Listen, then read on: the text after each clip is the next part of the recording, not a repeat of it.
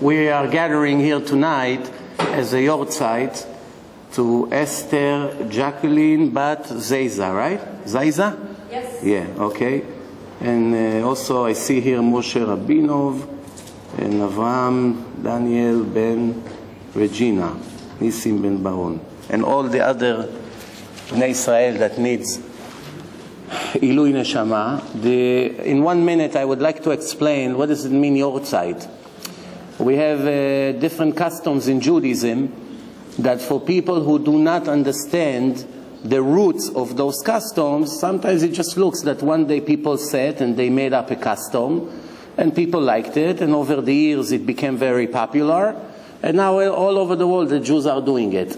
You should know that every custom, everything that Jews do all over the world, if you go to the beginning of the process, everything starts from the Torah and it's all connected to one day. The day that the Jews received the Torah in Mount Sinai 3,321 years ago.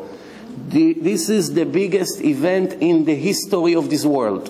Nowhere in the history we have recorded an event that millions of people stood around the mountain and heard God and Moses are speaking, even though it wasn't a long conversation. It was only the first 2 commandments that were told in public, but millions of people heard the voice of God for the first and last time in history.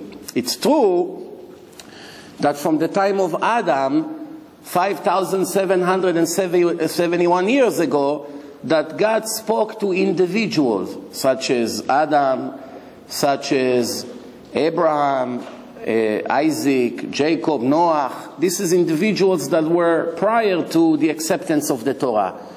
Also, he spoke to individuals after the acceptance of the Torah. Prophet Yeshayahu, Yirmiyahu, Yoel, Haggai, Amos, all these prophets. But as a public event, first and last time in history, and that's, by the way, I made a DVD, and I brought you some MP3 audio lectures and some DVDs, include my DVD, the famous debate that I had with the priest, with a Christian professor. It's very recommended. I'm sure you're going to like it. I never got one negative comment about it, so it has to be good if so many people like it. We had more than 1 million viewers just on the debate alone. And it's all free of charge. You have nothing to lose. So that's one thing. Now, the DVD that I made, it's called Torah and Science. And I see, every Jew who ever watched that DVD never stayed the same after watching it. And I promise you. And this is with personal guarantee signed on it. Even from Jews from birth, Jews who were born in yeshiva, Hasidic Jews, Litvish Jews, Sephardic Jews, Yemenite Jews, doesn't matter, that all their life they live very religious life. From the minute they watch this DVD, they came to me and said, now for the first time in my life, I really understand what does it mean to be a frum Jew, a religious Jew. Up to now I was keeping everything like a robot. My father was keeping, my grandfather was keeping, I born into that reality, it's tradition, I did it. First time I understand that everything I do can be proven scientifically. It's a complete different thing. For us, we have to understand. In science, there is a very interesting expression. We all know that we call ourselves believers. You believe in God? Yeah, I believe in God. I'm a believer. Believe, faith, emunah. This is what we all know. But not that many Jews know that to be a believer in God, in the Torah, it's a derogatory thing. It's not a good thing. Why is it? Saying I believe in God actually is saying that I have doubts. Saying I believe that the Torah is from God, it's actually saying I'm not sure. I should never use the word I believe that God is here. I believe the Torah is divine. That's an insult. I know 100%. 1,000,000% that God is watching me every second of my life, and every second, everything that happened in the world is supervised 100% by Him. Everything that happened needs His approval. The fact that there are many things around me that I don't understand or I don't have an explanation for does not decrease any of this 100% knowledge that God is watching and running the whole show. What else? I also know 100%, not believe. Believing means not knowing in science. When the scientists say we believe that that's what's going to happen tomorrow, everybody understands that they have at least 10-20% doubt. They're not sure. If they're sure, they say tomorrow at 10 o'clock, that's what's going to happen. But since they use the word we believe, that means there is a doubt. It is very difficult, especially in this century, to be a religious Jew when you have even 1% doubt. Why? Because we all have evil inclination that always convince us to go against the truth, to live a fake life, to live life of illusions, life of lies, to lie, to cheat, to do all kinds of bad things. It's constantly pushing us to the negative side. The only way to resist this influence of this evil inclination is knowing that everything I do according to this book is 100% divine, and I'm going to receive a huge reward for every step I do. Nothing is for free. King David wrote in Tehillim, one of the most legendary books in history. Even Chinese people, in my own eyes, I saw they read Tehillim. Chinese people, who some of them believe in idols, they still read Tehillim to praise God. It's very interesting. How can it be? You ask them who's God, they won't say that it's the same God. But I saw in my own eyes a Chinese woman read Tehillim. I asked her, why do you read this? Do you know what? Say, yeah, it's King David. It's praising God. Maybe she was Christian, I don't know. But either way, the book of Tehillim, David HaMelech wrote, King David wrote, I observe your commandments for the reward that you promise to your followers. Now, it's not an embarrassment. I go to work. Why? Because I want to make money. Nobody ever went to work for free. Yeah, there are volunteers. They only volunteer after they have income. They don't have income, how can you volunteer? You need some gasoline to run on, no? You volunteer when you have plenty of money. You can go and do volunteer work. If you don't have income to feed your children, you have to work. You have to earn. You go to work because you like the beautiful eyes of your boss? No, not because of that. You come because your boss is writing you a check in the end of the week, and that's what you came, and everybody knows it. Let's move forward. We are actually now, before 1 week before Purim. I would like to combine two different topics. It's not so simple, but I will try to do it. Combining Purim and Emunah, faith. But before I go into Purim, we have to clarify one very interesting thing. Since I just said that believing means not knowing, 3,300 years we hear all over the world speeches, rabbis, people that are all speaking about Emunah constantly. It's a very popular subject. Here comes this young guy, and he smashed everything in 1 second. No more Emunah, now knowledge. I have the Torah who backs me up. Not that I put Emunah, I dismiss it completely. I just put it as a secondary thing. First comes knowledge. After the knowledge exists, comes the Emunah. If a person hands you a check, you do not know if the check is good or not. When you find out who is this person, now you know if the check will be good. Now it's worth to believe, to trust him or not. If you know he's the owner of the bank and he gives you an $18 check, now you know the check is good. But you know, the person you never know who he is, maybe he's a crook. Give me a check. How do I know? It's good, not good. It's fair. Emunah, 50% Emunah I have. Maybe it will be good. But if the President of the United States in front of the whole media gave me an $18 check, what's the chance it will bounce? It will be a big embarrassment for him. I know his word is good enough for me. First, we have to know who is God. Why he gave us the Torah? How do we know the Torah is not something the rabbis made it up? For instance, if you open the New Testament, it takes exactly 3 minutes to prove that the New Testament, what almost 2 billion Christians are following, it's complete nonsense.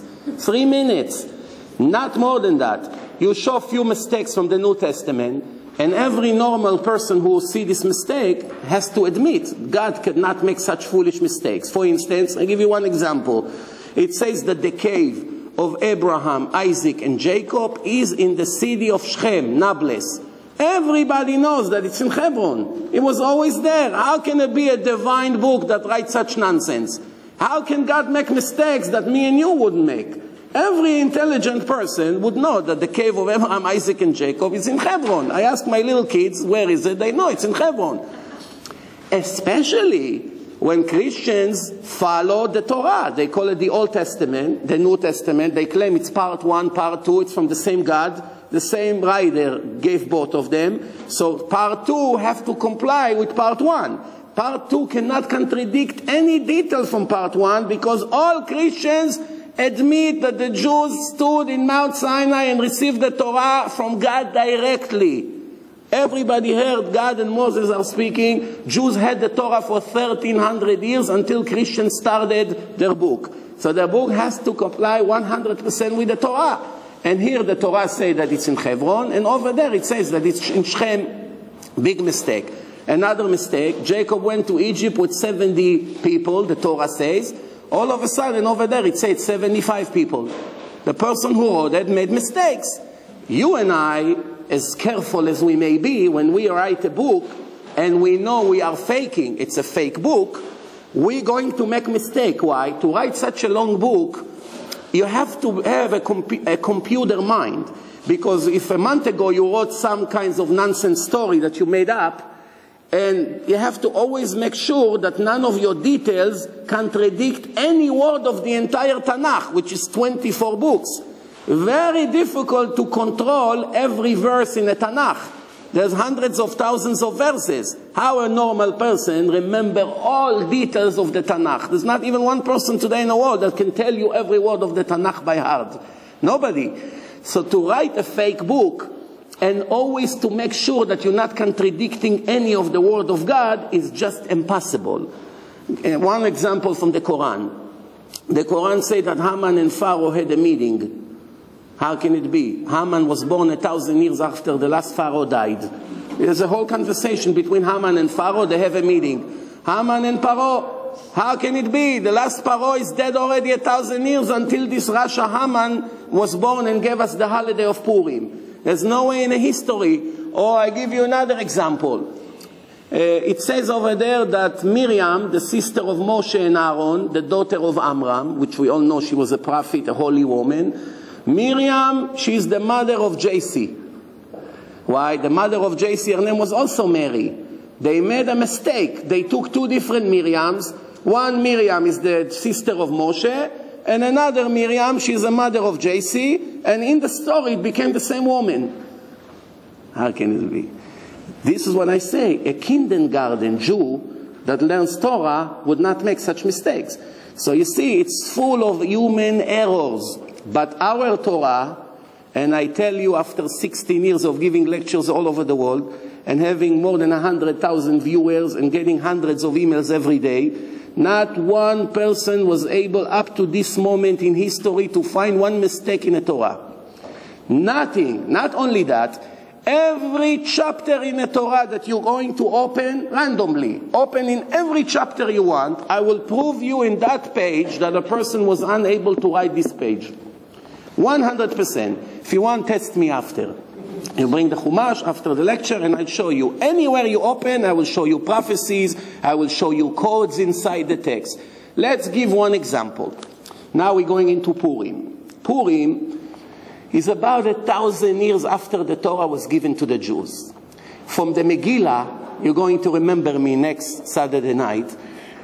From the Megillah, we see that all Jews were all religious Jews. 2,400 years ago, all Jews were all religious. There was not a Jew that was not religious. In case you have a doubt, in Yemen, there was a very large Jewish community. Up to this moment, today there's only 300 Yemenite Jews left. But up to now, in history, the Yemenites was one very established community. Up to this moment, for more than 2,500 years, there was not even one not religious Yemenite Jew in the country that called Yemen. Not even one. Even today, you go to Yemen, all 300 Jews are Shomer Shabbos, fully religious, modest, learning Torah, they have yeshiva, I can show you a video. All of them religious. You go 100 years back in history, everyone was religious. You go 1,000 years back, everyone was religious. Never in a history of Yemen, Jews betrayed God and left the Torah. Never. Why? Just all of a sudden, all Yemenites became good people and the rest of the Jews were all bad? How can it be? The answer is, they didn't have the modern lifestyle that Jews in Europe had, or in even other Arab countries. Over there, life was very primitive. There was nothing to do besides learn. You have your own life, but life is very simple, very poor. There is no strong evil inclination to leave the religion and do something. Because even the Muslims over there, they were all religious, they're all modest, there's nothing to do. So there is only one thing, to listen to God and follow His laws. Of course, people used to do, make sins, speak gossip. We are people, we make sins. But Shomer Shabbos, everyone. In the Megillah, Haman comes to Achashverosh, and he said, there is this nation, this weird nation. They have strange clothes, different language, different religion, different than all of us. This is, remember, we are talking in 127 countries.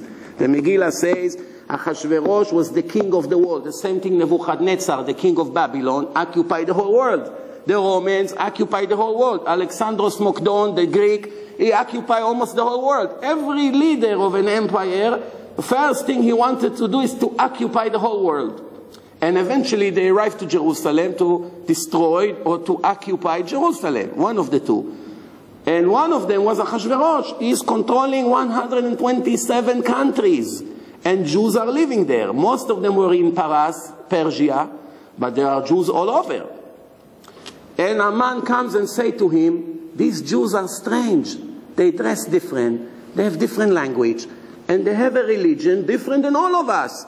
Remember, this is before Christianity, before Islam. There was no Christianity, no Islam. There were many different cults. But officially, the only religion that started at that time was Buddhism, 2,400 years ago. That's about the same time, or maybe more, maybe after, but it's just the beginning of Buddhism. But up to there was only cults. But there are thousands of cults. Today we have more than 80,000 religions and cults in the world. More than 80,000. And it's growing by every week. There's another few cults that begin somewhere. So Haman comes and says, look at them. They have everything different. They don't eat this, they don't do this, they don't dress this, they have on the Sabbath, they don't work. He has complaints. If we had Haman today, Haman could not come to Obama and say, dear Obama, let's get rid of these Jews. They're different. They all dress different. They're all religious. They all have one foreign language. He couldn't say it because most Jews are not religious. If you take 100 Jews in New York, 10 of them religious, 90% of them look exactly like Goyim. Nobody can tell that he's a Jew. Maybe you have a Star David necklace, fine. But other than that, everyone who walks in the street, yeah, that's it. Nobody knows. Right? Star David, yeah. Star David. So other than that, there's no way to know. If he walks with a yarmulke or tzitzit or black hat or whatever, then you know. But other than that, there's no way to know. So today, no Haman could come to any leader and say the same statement. Only if all Jews are religious, he can come to the king and say all of them are strange. So this is one proof. The Gemara speaks, the Gemara, it's the oral Torah. In case you didn't know, when we received the written Torah, it came together, combined with the oral law. There is no way to keep one law of the written Torah without clarifying it carefully in the oral Torah. There are 613 laws in the Torah, 613 commandments, and there is not even one detail, one explanation how to keep these commandments. Nothing, no instructions. Just the name of the mitzvah. You should have a sign on your hand. What sign? Doesn't say. You should observe the 7th day. How? Doesn't say. So many things. You should do this and this and this. How? How? Tell me how. It doesn't say. Just say what needs to be done. It's a headline. Brief. 1 or 2 verses, and it's over. Just in case you didn't know. One pair of tefillin, it takes 1 year to prepare. It's all handmade. From the time they slaughter the cow, till they take off the skin, until they remove all the hair, the whole process, and then to ride it with a feather, like mamash, like the old days. It takes more than 1,000 things until it becomes a kosher tefillin. If you made one of the 1,000 instructions different than as was written in oral law, not the written law, the tefillin is not kosher. Instead of 1,000 or whatever it costs, it doesn't cost a penny. You have to bury it in the ground. Nobody can use it. If you give it to check, they won't even return it to you. Why? They don't want you to put a pasul one, saying the name of God on a non-kosher tefillin. It's a sin. They say, no, you cannot get it back. They put an X on it, finished. Why? One little detail is different. It's not divine anymore. It's human error. Human error, it's zero. Excuse me? You can fix the film? You can fix. Some of the things you can fix, some of the things you cannot fix. Depend. If, for instance, the name of God is written wrong or connected, one letter touch the other, there's nothing you can do. Why? The name of God, there's no permission to erase. Something else, there's permission to fix. But even how to fix, there is a special way how to do it. You have to go in reverse to where the mistake is, correct it, and go back. If you have the name of God, you cannot erase it. Trust me when I tell you, there's more than 1,000 things until you make a one kosher pair of tefillin. Where is it in the written Torah? Nowhere. Is it possible to think that God gave a written Torah in front of millions of people and 613 commandments? Why 613? Because we have 248 organs in the body, 365 ligaments. That's exactly how the Torah is designed. 248 positive mitzvot as the number of the organs in the body, 365 restriction. Every restriction connects to one ligament. And that's when the soul exits the body in a time of death. We go right away to begin our trial. There's a trial. Same thing, we have a trial in a court here. There's a trial over there. And same thing, there's a lawyer against you. There's a lawyer who protects you. Same thing. Just, there's only one difference. That over here you can lie and you can bribe people, and over there you cannot bribe God. I am the God of the justice who will not receive any bribe and will not twist the judgment. This is the truth, and that's it. Over there you have to face the truth. How long is that trial? 1 year. That's why we say Kaddish for 1 year after a Jew died.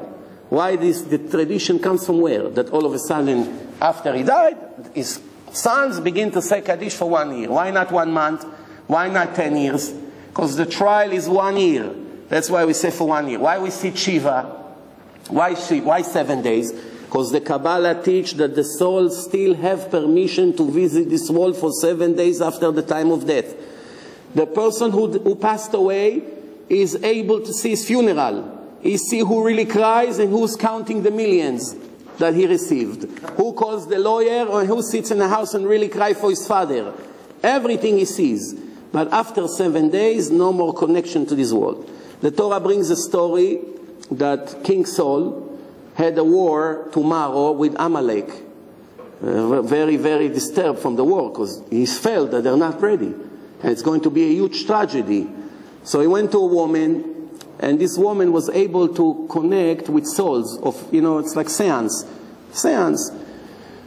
What we call today medium. We have people like this today. I met many of them. So what happened over there? He put a custom.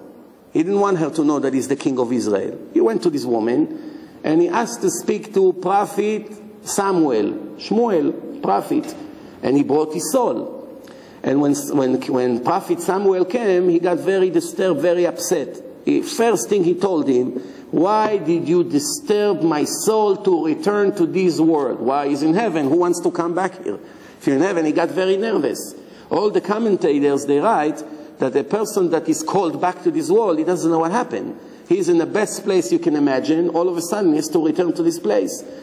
In case you have doubts if there is life after life, it will take me exactly 2 minutes to prove to you. 2 minutes. No, you don't need more than that. Even though I have a 3 hours lecture about it, very, very popular lecture, life after death, reincarnation, hypnosis, hypnotizing people, they speaking in different languages. A man speak like a woman speak like a man. A person who doesn't speak Arabic today, all of a sudden in the middle of the hypnosis, he speaks Arabic. Where are you? I live in Syria. What do you do? I'm a Jewish, I own a vegetable store.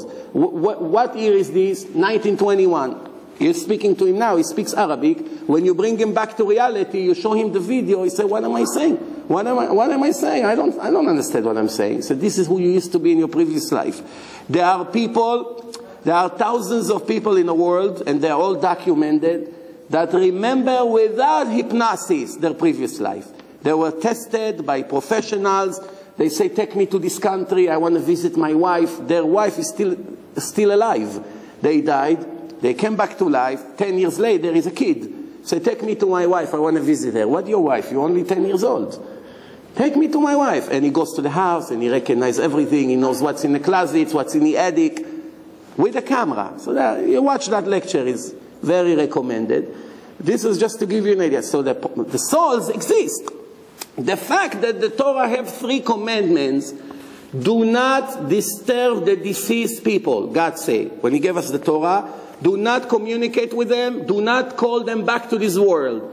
The fact that in a divine book it says to us, to the Jews, you're not allowed to make seance, you're not allowed to call them. What commandment is it? It's לא לעלות באוב, לא יהיה בך או מעלה באוב, שואל אוב וידעוני, ודורש אל המתים. 3 different ways to communicate with the dead people. So if God wrote 3 different verses, do not disturb the dead people, do not ask them questions, don't call them, which that means it's possible. Maybe people didn't know how to do it 3,300 years ago, but the fact that the divine Torah say do not do it, that means it's possible. If I do not know how to do it, doesn't mean it doesn't exist. If God told me don't call them, that means it's possible to do. Then, when we review now the Torah, after I explained that the written Torah goes together with the oral law, there's no way to understand one word from the written Torah unless if you go to what God gave Moses together with that. All the explanation were separated from the text. Why? If it would fall in the hand of the Goyim, of the non-Jews, then every Goy can join the nation of Israel without coming to a Jewish court to convert. He doesn't need to. Beard everyone had in those days. To cover the head, everyone was covering the head. All he has to do, he has now all the instructions in one book. He learns very carefully. He prepares himself tefillin. He has a talit. He reads the Torah. Now he comes one day. Where are you? I'm a Jew from overseas. Nobody knows who he is. Remember, there's no telephone like today. You call the rabbi in Italy. They call me. Do you know this woman? She wants to marry here in Rome. Yeah. You confirm that she's Jewish. You know the family. You know the mother. Where they're from. What synagogue. Today it's very easy. You call, emails. But remember, we are talking 3,300 years ago. All of a sudden, a goy show up. Beard, perot, this, yamaka. He comes. He knows Torah. He has tefillin. He has everything. He never converted. Tomorrow, your children going to marry him. Or if it's a woman, it's even more serious because the kids will not be Jewish. You marry a non-Jewish woman, your kids are not Jewish according to the Torah. So this is all to prevent that. God separated the written Torah from the oral laws. That even if the Goyim will have the written Torah, because everyone can copy it, they still will not be able to understand one of the secrets of the Torah. Now let me give you an example. Comes the oral Torah. 1,000 years after the written Torah was given, the Chachamim were sitting in Babylon. Talmud Bavli, the Gemara. They ask, where do we have information about Esther and Mordechai in the written Torah? Supposedly, it's not even a legitimate question. What do you mean? Esther and Mordechai is 900 years after the Torah was given. How the Torah speaking about Esther and Mordechai? Can I write a book today that speak about somebody who will be important in 1,000 years from now? How can I write today information about him? Do I have this information? So the Gemara asks, where do you see information about Esther and Mordechai? So the Gemara say, in 2 different places. Mordechai, there's a verse that say, the spices, Mordachia, Mordror. In Aramaic, Mordachia. From the Mem, the Gemara say, in this word, Mor, you have Mordechai. Where do you have Esther?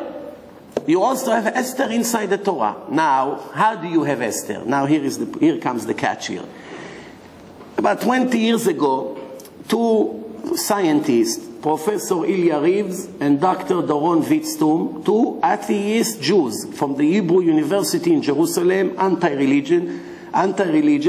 Reeves is one of the greatest mathematicians in the world, one of the top 5 mathematicians in the world. He goes all over the world. He speaks in Colombia every year. He's a guest of honor. He's a genius, a Russian genius that, he was a communist. He came to Israel as a Russian atheist. And he was asked by a rabbi to develop a computer software to search, to scan the Torah, to find equal mathematical skips in the text, what we call codes, planned codes that are hidden in the text, that are giving information about important events that take place in the world. They paid him money. That's his job. He took this statistic professor, Whitstone, he's also not religious. Together they sat for a few months and they developed the software. What's this software? You enter a name into the computer. The computer say, enter a name. You put any name you want. Now the computer is going to search the entire Torah. He tried to find that name hidden inside the text in equal mathematical skip, which means every X amount of letters you count until you see hidden names inside. But you see, it's mathematical. It cannot be random. You see, it's a plan. I'll give you an example.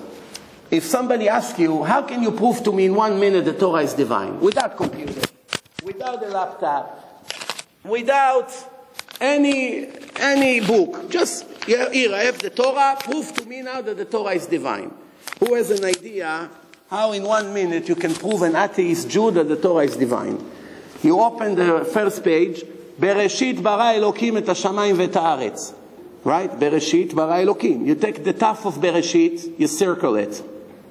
Remember, Bereshit finish with taf. Circle it with a pencil. Now begin to count.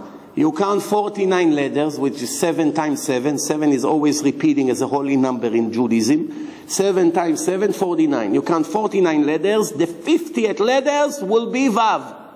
So now you have Taf, you circle the Vav. You count 49 letters, you get Resh. You circle the Resh.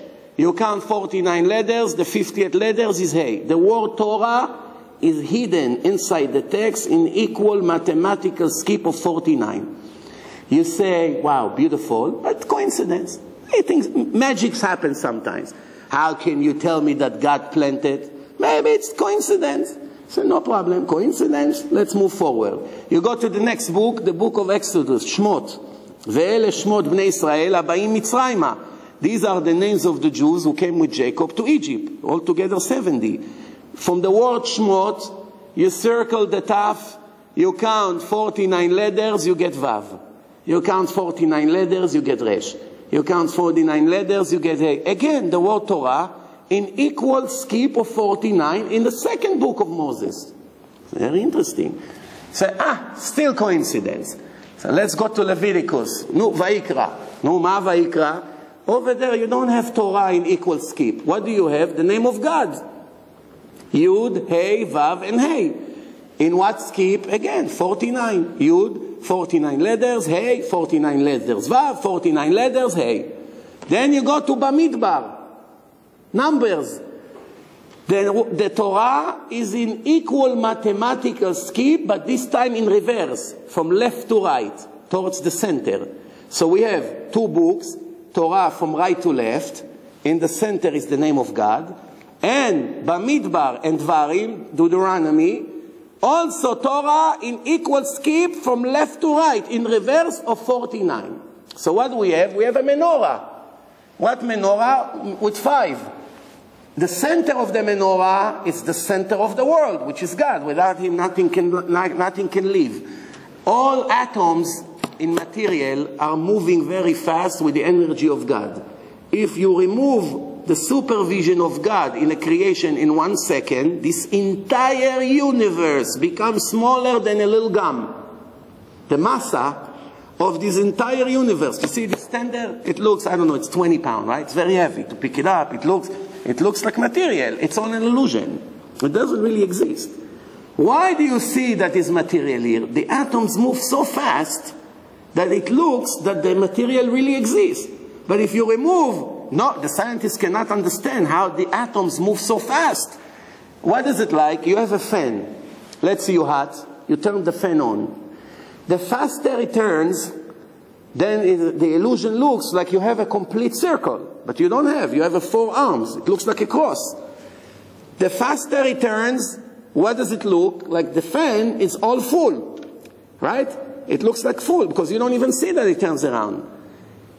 The atoms move so fast that it looks like an illusion that material is really full, but it's only a movement of atoms that moves and fill up the space. It's very interesting. You take the supervision of Hashem for 1 second, the world cannot last a second. Everything goes to zero.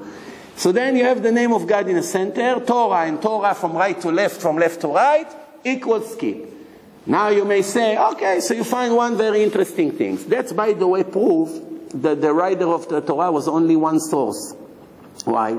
According to those atheists that claim that the Torah was written in installments, every generation somebody came and they think it's a history book.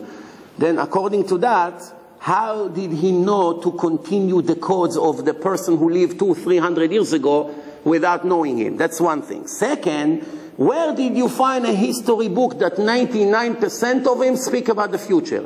Can you find me one history book that speaks about the future? There's not even one. There's millions of books out there.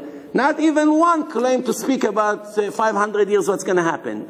The Torah, almost every chapter speak what's going to happen. One day you'll enter the land, you'll build the temple, then you make sins, I will destroy your temple, I will send you to the exile, I will send a nation that comes from far away, you will not recognize their language, they'll destroy the temple, they sell you to Egypt to become slaves. Everything happened. How did the Torah know?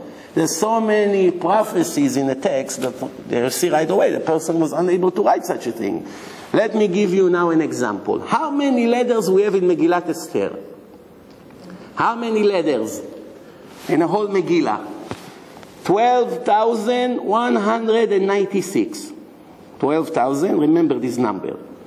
You go to the Torah, Bereshit bara Elokim. You circle the Aleph of the word Bereshit. You count 12,196 letters. What do you get? Samech. You circle the Samech. Now you have Aleph and Samech. You count 12,196. What do you get? Taf. 12,196. What do you get? Resh. Esther. Right in the beginning of the Torah. The Gemara says, where do you have Esther in the Torah? How am I supposed to have Esther? The Torah is 1,000 years before Esther. Why do you worry? The Torah, it's not a man-made book. The Torah, maybe people are cold, so if I don't want people to freeze because of me, maybe you put the heat on, I don't know. It's better I sweat and they're all going to sit like this. All right. The speaker always have extra energy. He needs cold. Okay, no problem. So, yeah. All right, so now, now Mordechai. Mordechai. The Gemara says, where do you have Mordechai? Mordachia. Remember the word Mordror. Mordror, Mor, it's 2 letters. Mem and Resh. You circle the Mem. You count 12,196 letters, you get Resh. 12,196, you get Dalet. 12,196 Chaf, 12,196 Yud. Mordechai in equal skip. Now, first, obviously, a person could not write a book that describes 1,000 years of history and inside make thousands of names in equal skip without changing the actual story. It's impossible. Nobody can do even 1 page we cannot do. Even with the assistance of the best computers in the world, we cannot write 1 chapter and write inside many, many equal skips. It's unhuman. It's above human. A person cannot do such a thing. Especially when almost all these codes are speaking about the future. What person knows what's going to happen in 2,000 years? Here is one proof that I gave you now that the Torah can never be written by a human being. How many proofs I have? Thousands. Go into my website, you see if I'm exaggerating or not. Watch my DVD. Over there alone you have 30, 40 proofs. This is only one proof. You're not convinced? The second one will convince you. You're not convinced? The third one, the fourth one, the fifth. I promise you, you will call me. I had a scientist from NASA, Mr. Silverstein. He called me up. He said, I watched your first movie. This was a very primitive movie 12 years ago. And I have a lot of comments. So I'm driving, and he's giving me his comments. It was a Sunday morning. I was on the Palisades Parkway towards Muncie. He's talking to me on the phone. He tells me, you showed the renewal of the moon. You spoke about the number of the stars. And this is a scientist from NASA, a Jew, that was actually a scientist in Machon Weizmann in Israel. And he's, from what I understood, is a real big shot because he's in physics, atomic physics. Who knows who he is? I never met him face to face, but over the phone. So I say to him, you know what? It's very hard on the phone. Why don't you send me an email? I answer each one of your questions. He sent me many questions, almost in every questions. He tried to argue it. I answer all his questions, and everything, he said, okay, you convinced me, I don't have what to answer. This is a person who works. I showed him that everything they found in NASA, it's all in the Torah. In a generation that we didn't even have a telescope, forget about satellites. There's no primitive telescope, you know this Galileo telescope from 1608? We didn't have. The first telescope is Galileo, 1608. The Torah gives you the exact number of the stars in the world. How? How a person can count billions and trillions of stars? Who knows? Who is able to give such number? Or the exact renewal of the moon, 6 digits after the decimal points. In a generation we didn't have a calculator. Calculator we didn't have. Forget about mega computers that can measure the cycle of the moon. Who had such a thing? Who was able to give knowledge about red cow? Red cow have millions of hair. The Torah told you there are 2 unique hairs in the neck.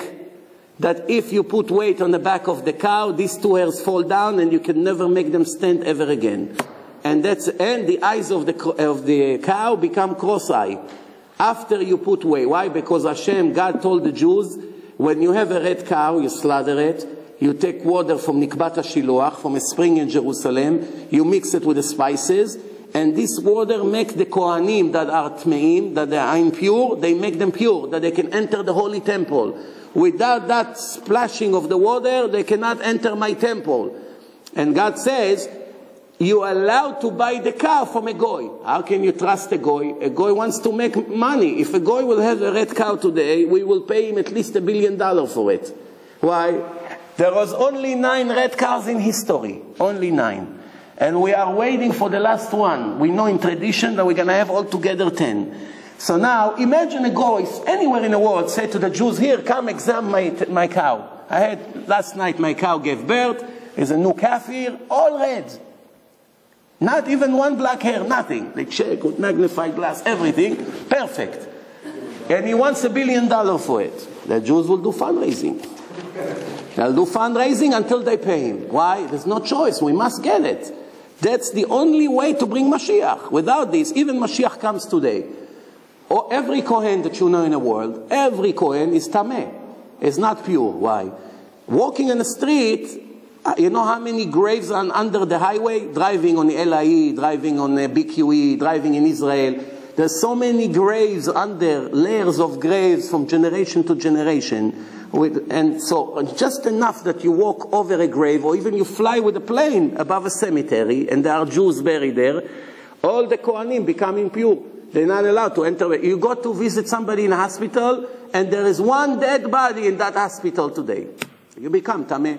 Because the entire hospital, the air for the Kohen, it becomes all Tameh. You cannot enter Bet HaMikdash. So the Torah said, listen, if a goy has a red cow, you're allowed to buy it. But there's one problem. Maybe the goy was putting weight on a cow, he didn't know, and by the time he found out, he's lying. He's telling us, no, I didn't put any weight. Of course, if you put weight, the cow doesn't worth $2,000. If you didn't put weight, we'll give you $1 billion. But if you put weight on the back of the cow, we're not even going to pay you what the cow worth. We don't need this cow. Why? The Torah says if you put one time weight on a cow, if you lean on a cow like this, or you put, you put this notebook on the cow become obsolete. It's not good anymore. You cannot use it. Asher lo ala alea ol. No weight was put on the back of this cow. That's the condition. How do I know that this Ahmed is telling me the truth? He wants to make $1 billion. Every Jew would lie even, almost. While a Jew will tell you, I put weight. I used the cow yesterday. I put some bags of flowers on the back of it.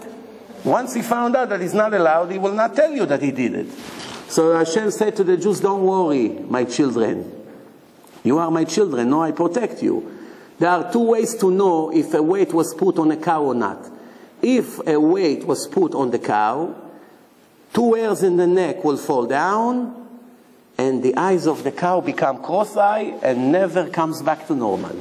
If that's what happened, don't touch this cow. This is all divine information. Why? What person was able to know from millions of hairs that there are two unique ones somewhere in the neck? Unless if it's the creator of the cow. And many other examples as I can give you from now until tomorrow morning, but that's not the topic. Just for you to understand that we have the only book in history that can be proven again and again and again that it's divine. No other book has one proof that it's divine. Quran. Not even one prophecy in the entire Quran. You find one prophecy in the Quran, I'll give you a huge prize. How they all call him Prophet Muhammad? What prophet? Prophet that never gave a prophecy? It's like calling me a pilot. Pilot that never flew a plane. Well, you can call me whatever you want, but it's not the truth. Christianity has any prophecies? Not even one. Later, after it was given, one of the first popes wrote that the Jews will never return to the Holy Land. The Jews returned to the Holy Land. So here, you gamble. You gave one prophecy in Christianity, and right away it turns to be false. We asked the previous pope, how do you explain this mistake in your writings? Guess what the answer is? Sit tight. The Vatican does not recognize the state of Israel. What a foolish answer. From the top authority of Christianity, this is his answer. We're not talking about the state of Israel. We're asking Jews return to the land. State, no state, it's not relevant right now. They say the Jews, God left them. After the destruction of the second temple, they cannot go back to the land. The Jews came back to the land, hundreds of thousands of Jews there. Here you go, close your book, put it you know where. This is just to show you a divine religion as opposed to a fake religion. Let's move on. So Esther and Mordechai are in the Torah almost 1,000 years before they were even born. The whole story, why we call Megillat Esther, Esther? How do you say hidden in Hebrew? Esther Panim. Up to the certain generation, HaKadosh Baruch Hu used to show magics and miracles to the Jewish nation, as we had in Egypt, the Exodus of Egypt, and even later dates. Up to a certain time, Jews could see mamash clear miracles. In the time of the temple, the smoke always went up straight, like a pole. Even in a windy day, the smoke would not go to different direction. They never found bugs where they cut the meat. There was a lot of miracles that everybody saw. From a certain generation and on, no, we cannot see the miracles. Not that we don't have miracles. There's plenty of miracles. Plenty of miracles. I can fill out a whole book just from the amount of miracles that I have in my kiruv activity every week. A whole book. It's amazing the things that happen. I'll give you one example. One time I come home, I see my wife is holding a credit card and a phone. So what are you buying? Don't smile, the ladies, because by me it's not so common. No, in every house it's common, but by me, what do we order on the phone? So I see my wife is holding a credit card. I'm curious. I say, what are you ordering? She said, we ran out of checks. We need to order checks. We don't have any more checks to pay the bills. So I told her, okay, how many checks you ordering? She said, 360 checks. How much? $80-something. That's almost a quarter a check. What's this? That doesn't make sense to me. Let me check 1 second. I turn my computer on, Google. I put printing checks. You can go and check it later. Printing checks. You know how many numbers came out? Maybe more than 10,000. Hundreds of pages full of companies that print checks. Every individual in America that has a computer and a printer, you send them a voided check, he send you a box, you charge your credit card, finished. Send you checks. I say to myself, what, I'm going to waste my whole week to save $20, $30? I don't have time for this. I say, Hashem, you know I live with emunah in you. Help me to find now a good number that I don't waste time. 2 minutes, I order and finish. I say, let's pick this one. I click, they give a 1877 number, a toll-free number. So phone is always better for me instead of typing. I call up the number, and an American guy picks up the phone. For sales, press 1. I press 1. He picks up the phone, yes. I want to order checks. He said, okay, I see here you have $37 for 600 checks, a quarter of a price than what they charge. Quarter of a price. So I see I want these 600 checks for $37. Can I order it? He said, sure. I said, does that include shipping or not? He said, no, shipping is extra. I said, oh, that's the catch. Probably the shipping more than the actual checks.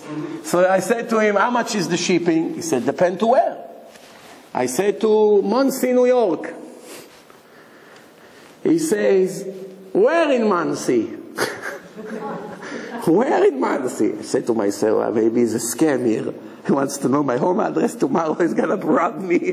What customer service asks you where in Muncie? All Muncie has one shipping rate. So I say to him, Highview corner of Nelson. I don't want to give him an exact, I want to see first how much is the Highview corner of Nelson. He said, oh, no shipping. Just come tonight at 8:30 to Rabbi Schlesinger shiur, and I'm going to bring you the checks over there. Now, I got him from 10,000 numbers on a computer on Google. I said, oh, you come to the shul is next door to my house. I said, are you coming to the shiur? Say, every night I'm there. I say, you live in Muncie? You say, yes. Now you thought the story is over. It's just beginning now. I say to him, where in Muncie? He say, Bates Drive. I say, I used to live in Bates Drive. What number? The house where I lived, he lived. 300 million Americans. 10,000 companies. Fuck, I pick up a number. The next day I went to his house, I saw my previous address, and I picked up the checks. What's the chance that something like this will happen by itself? Zero. There's no chance that something like this can happen coincidence. It's impossible. Impossible. And Hashem shows us miracles like this throughout our life. Why we are not so impressed? We get used to it. What's the difference between a miracle and nature? Who knows? There's no difference except one, the frequency. If now you have outside a rainy day, it's raining, people walk with umbrella, nobody gets excited from a rain. We got used to it. You know what a miracle rain is? That rain falls and covers the whole area. Wow, rain. We grew up with that, so we're not impressed. What happens if tomorrow it's going to be blue rain? All blue, all over, it's like ink. Tons of water, it's all blue. The cars are blue, the trees are blue, everything blue. What will happen right away? All Americans will hide under the rugs. For a whole day, nobody will come out. Oh, maybe Ahmadinejad shot a missile, who knows what happened, biological war. Nobody would go to work. You think somebody saw blue rain and he goes like this with umbrella in Manhattan? Nobody would dare to go on the street. How do we know? Maybe it caused cancer, who knows? What happened 4 days later? Again blue rain. What happened? There's 100 fools walking in the street with umbrella. They're already brave. It happened a few days ago, nobody died. I have business to take care of. Third time, 20% of the people. Fourth time, 50%. Until everyone walks with umbrella, blue rain. Tomorrow, the Prime Minister of Israel, after 4 years in coma, decided to wake up. So he wake up, Ariel Sharon. They show him, people on the street, blue rain. What's going on? Millions of people walk like this, business as usual, talking on the phone. Blue rain. What would happen to him? He'll go back to coma again. Blue rain. So what's the difference? He will see it 5 times. He will also get used to it. That's all. The miracles and the nature is exactly the same thing. This is, we got used to it. And this, we're still impressed. We're not used to it. That's why we are excited. A few more times, we get used to it. That's, by the way, the reason why a person is different than all animals. Every animal that is born, right the way function. So an elephant, how he give birth? A huge massa falls down. With the leg, the mother kicks the head a few times, like we hit the baby in the hospital. He gets up, mamash a minute after. He's trying to walk, he falls. Try to walk, he falls. After 5 minutes, he begins to walk. Deer, same thing, begin to run after 5 minutes.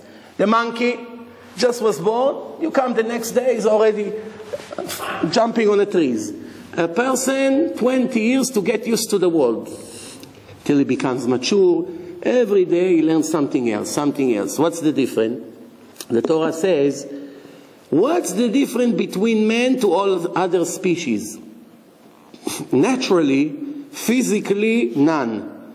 The animals are greater than us in every field. They run faster, they're stronger, whatever. There's only one advantage that a person has that the animals does not have. It's the divine soul that God put in his body, which is going to be judged after the time of death in front of God for the entire life. So, I have a question.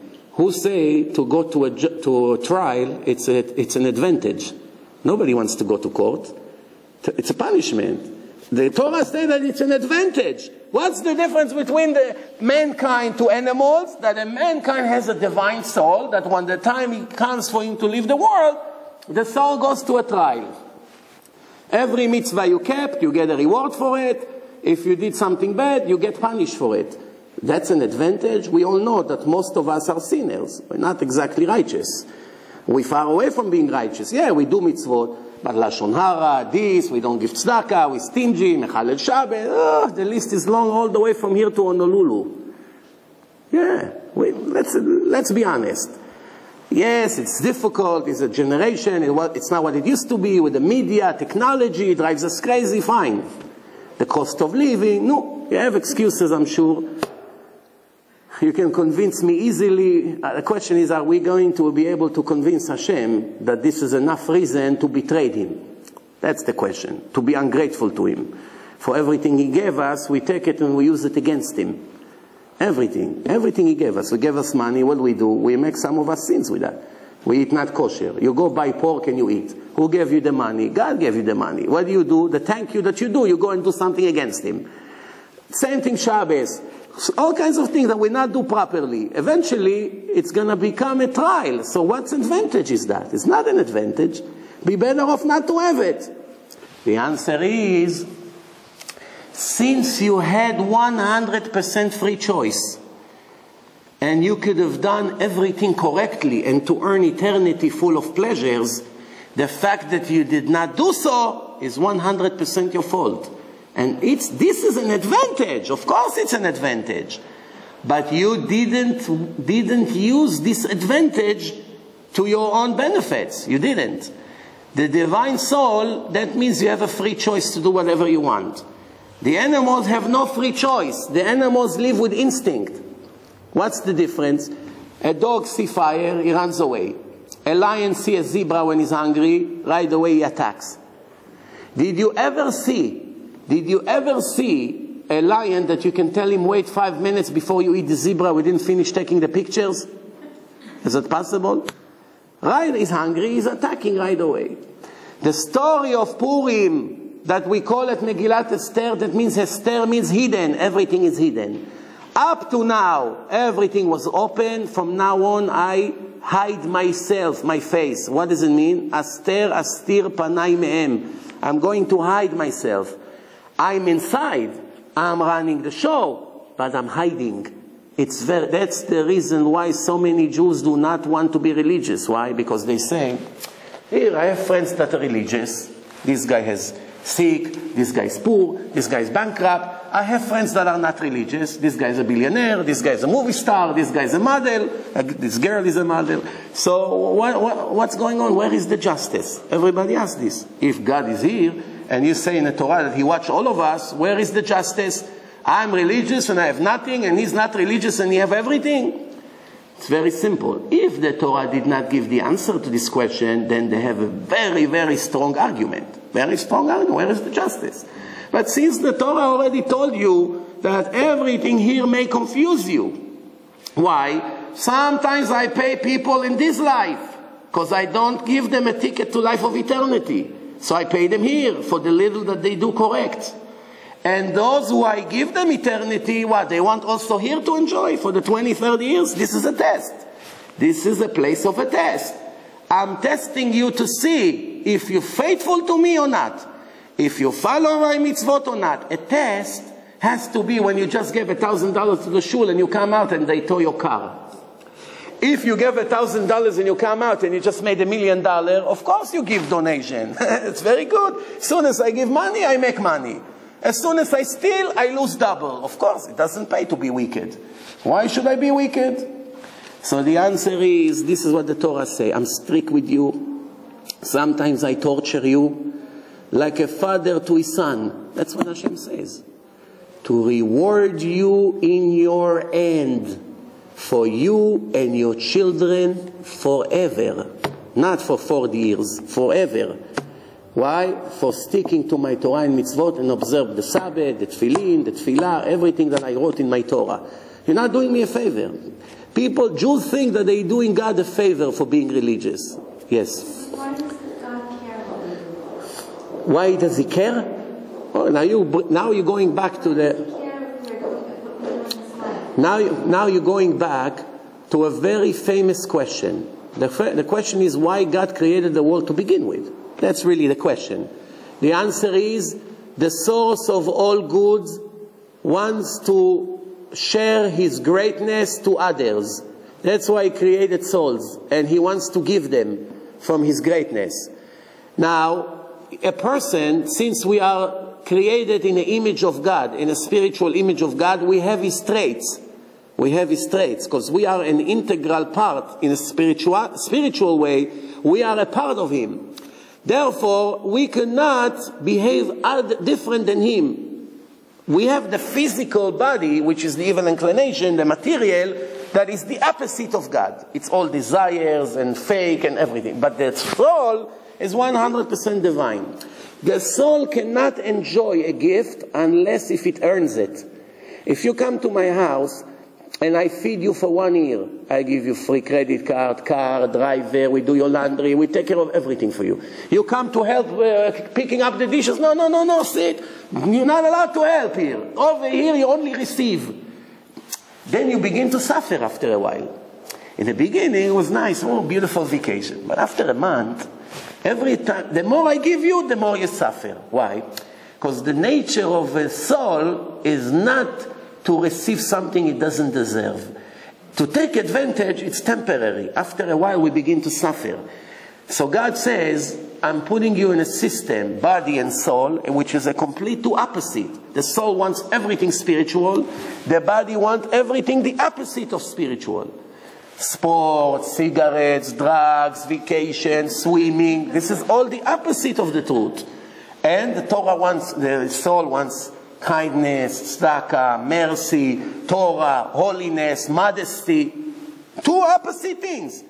And they're both in the same combination, the same system, and it's a fight for 70 years. Whoever will win will determine where you go after. You earn big time or you lost big time.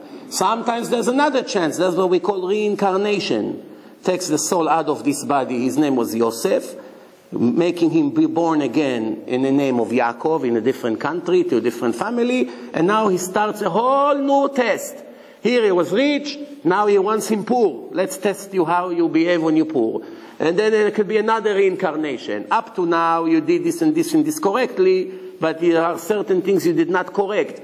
I have to put you in a different environment. Over there you can correct the negative. Until the soul gets corrected and the person receives his heaven for eternity, as the Torah promised, that the reward of the next world to the righteous Jews, if you take all the pleasure of all people of all generations combined, will not be equal to 1 hour reward of a righteous Jew. 1 hour. It cannot, a whole entire 5,000-6,000 years here, of billions of people combine all the pleasure they ever had. Money, women, food, vacation, whatever you want. Add it all together. It cannot reach the 1 hour reward of a righteous Jew. And I'm not here to talk about punishments. I didn't want anybody to get scared here. But there's other side to the coin. There's also payments to make if we're not doing the proper things. A murderer gets punished. People who does other sins, we all understand. There's some people they're subject to punish. We even have jails and courts and other things in this world. If we see tomorrow, what's his name, Ahmadinejad die, I'm sure we're not going to sit and cry for him, right? Why? Why are we so cruel? Because we understand if we wouldn't die, he would kill all of us. It's either us or him. So we shouldn't sit and cry for our enemies when he's planning to throw a bomb on us, right? So everybody understands he deserves a punishment, and he doesn't. Same thing over there. But the actual thing is, the Torah means in Hebrew instructions, orah. And this is what the Torah says, and I think we should finish with that, and then if you have questions, I'm giving you the life and the good, the dead and the bad, and you should choose the good, which means you can choose the bad. And why the punishment doesn't come right away? Person just murdered. He lives another 20 years in his mansion. He becomes the prime minister. Nobody knows. Where is the justice? If every murderer would die right away, nobody would ever make a scene. Imagine a person light a cigarette on Shabbat. His wife, Moshe, where are you? Shh, shh, don't talk Shabbat. Cannot move. Why? He saw a Jew light a cigarette, boom, went on fire. Another Jew light a cigarette on Shabbat, boom, went on fire. So he says, Moshe, why are you not coming? Shh, Shabbat, talk to me tomorrow night. I don't want to move by mistake. I don't want to die. You know, I made a sin. It's Mechalel Shabbat. That's not the point. To put a gun to a person and tell him, be righteous, if not, we shoot at you, where is the test? The Nazis will keep Shabbat. Everyone will keep Shabbat. The idea is, I'm giving you Torah, and this is what I say to do. And this is what I say not to do. You have doubts about my Torah? I planted inside the Torah thousands of scientific proof to show that a person was unable to write this book. Fish, scales, fins, chew his card, all the animals. Watch my DVD. I will give you an indication how many scientific proofs we have in the text that leaves no doubt that this is a divine book. And what's the final thing? Yes, you don't get the reward right away. Yes, you don't get punished right away. You have to trust me that I'm a faithful God who keeps his promise. And when I say that a person will receive the reward in the afterlife, I'm not a politician that promised things before the election and after the election he doesn't remember even what he said. I will finish with a good joke. Speaking about politician, one politician died and he went up to the court of heaven and they told him, listen, you know, technically you should have received a big punishment because you did a lot of bad things. But recently we have a lot of fans, a lot of voters. We don't really know what to do with you. So we're going to show you heaven and hell, and you decide where you want to be. So this politician said, wow, thank you God, very fair, nice. So he said, which one you want to see first? He said, I want to see hell first. I'm curious. So he goes to hell, he see all the guitar players, dancers, jet ski, Acapulco, Cancun, big yachts, all the Arab sheikhs over there, some of the terrorists with 72 girls next to them, whatever the nonsense. Then he said, oh, this is hell? Psh, wow, what a bargain. So, okay, show me heaven. He goes to heaven. Say, Jews, what do they do? Learn Gemara, everyone. I'm allergic to these guys. Quick, take me back right there. So they bring him back to hell. They open the gate. He comes in. You see everyone depressed, everything, smoke, fire, people like this. So that's not what I want. Where I was. I said, no, didn't get the point. What you saw before, that was before the election. Now it's after the election. So you promised to your voters, I'll do this, I'll lower taxes. We already been in this movie. A day after the election, yalla, let's double the taxes. Let's do this. This is history. It's always been like this.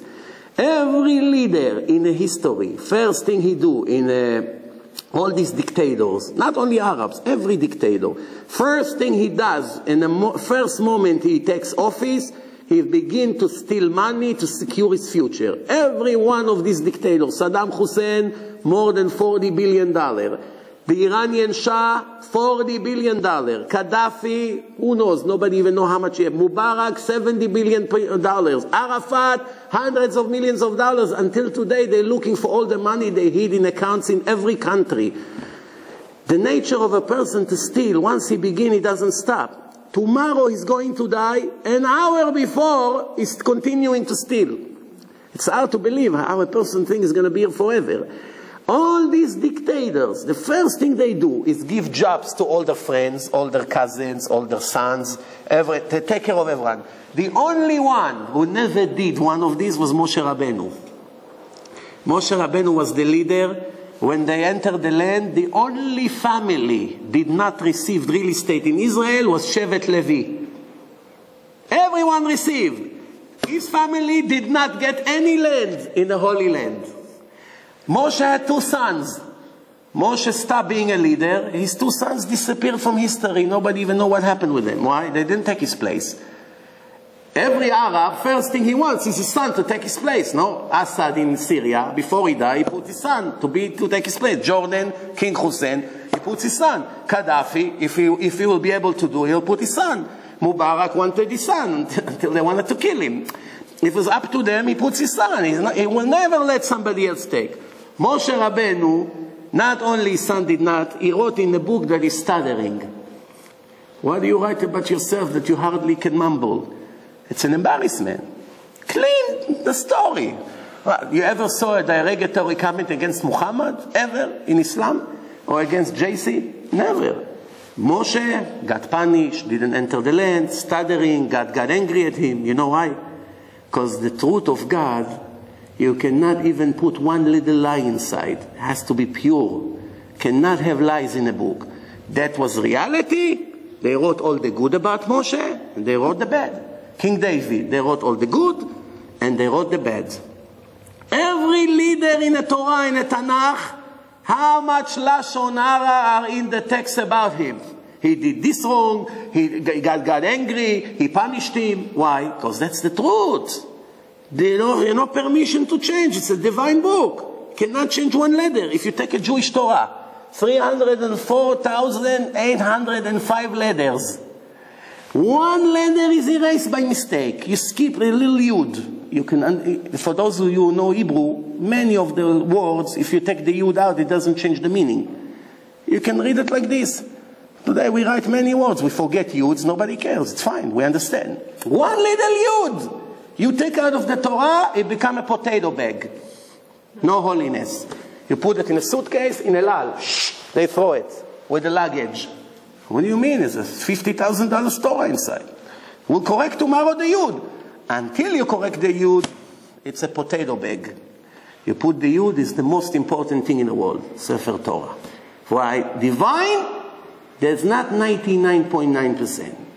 That's why the only book who kept originally as it is the Torah. 80,000 religions and cults, they cannot point which book is the original one that they received because they have so many different versions.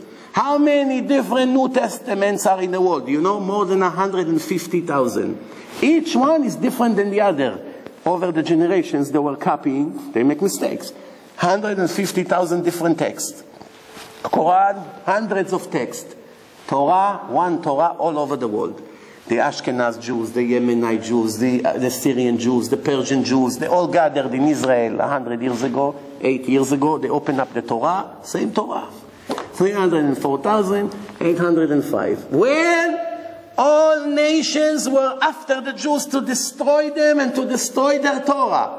It bothered the Goyim that the Jews have this divine book, and they did everything they can to forbid the Jews from learning Torah. The Romans, the Babylonians, the Philistines, Amalek, who knows, Rome, everyone. The Jews are here, all of them are gone, and the religion has thousands of different books or hundreds of thousands of different books. But the Torah, the same one. Without internet, without telephone to verify, a Yemenite Jew came to Yemen, to Israel, opened the Torah, same Bereshit bara Elokim. Persian Jew came from Tehran, opened, same thing. Polish Jew came from Poland, opened, same thing. Mezuzah, same thing. Tefillin, do you ever see tefillin that is not black? Did you ever see Brit Milah that they cut a different part in the body? Imagine. Rabbi, we have different opinions what Brit Milah is. Why? The truth is always the truth. And a lie, in Hebrew, lie is stand on one leg. How long you can stand on one leg? One day you fall, you collapse. How do you write sheker in Hebrew? Shin has one leg, one edge in the bottom. Shin. Kuf, stand on one leg. Resh, stand on one leg. How do you write emet, the truth? Stand on two legs. Aleph has two legs. Mem has two legs. Taf has two legs. Emet, Aleph is the first letter, Mem is the middle letter in the alphabet, and Taf is the last one. The truth of God is the same from the beginning of the world until the last day in this world. It will never change. Sheker is three letters back to back. It should have been Keresh, Kuf, Resh, Shin. That's the right order. But it's Shin, Kuf, Resh. To show us that the people who lives in a lie, not one of them can tell what's the purpose of life. Go ask any secular person in the world, Jews, non-Jews, what's the purpose of life? Nobody knows. To make money, to be successful, to be rich, to get married, to have kids. This is all things the animals can have. You don't need to be a person for it. And animals, they live, they're free, they have as many females as they want. He doesn't have to fix his hair, doesn't have to put a show, what suit I'm going to wear, I'm going on a date. They don't have this. She moves her tail, he moves his tail, doesn't have to buy her a drink, buy her a new car, nothing. Right away, they have kids. You don't have to raise them, $1 million, colleges, problems, surgeries, they don't have all this. Right away, born, play soccer already. That's, if God wanted us to have the things that we think that that's life, it would make us monkeys, or dogs, or birds. They have great life, all over the world in 1 hour, free. But he didn't. He put us here and he gave us Torah. Torah means instruction, ora'ah. I would like to encourage each one of you to take at least one of each CD, and if you have friends, to give it to them. I have the debate there with the priest. I have an MP3 that have inside English and Hebrew in one CD. So if you understand Hebrew, English, in one CD you have everything. I have about 15, 16 lectures. Then I have a series of Pirkei Avot, Musar and ethics, about the fake life that we live. Just take it if you can handle the truth. If you want to live in a lie, don't take it. That's the Pirkei Avot. If you think you can handle the truth, take it. Not everything you may agree, but it's not my opinion. It's all there. Is it a video or CD? No, all of them are for CD. The color one are DVDs. The blue ones are all audio, MP3. Whatever say MP3, it's to listen. If you have a new car, most new cars, the last 3-4 years model, they have MP3 in the cars. If not, you can hear in a computer or in an MP3 player. It's all free over there. I want to thank you for coming this on a Motzei Shabbos, especially, and tonight they changed the clock. Yeah, tonight at 1 o'clock becomes 2. If you have any questions, you can ask me now or after. I'm here to answer your questions. Thank you very much again.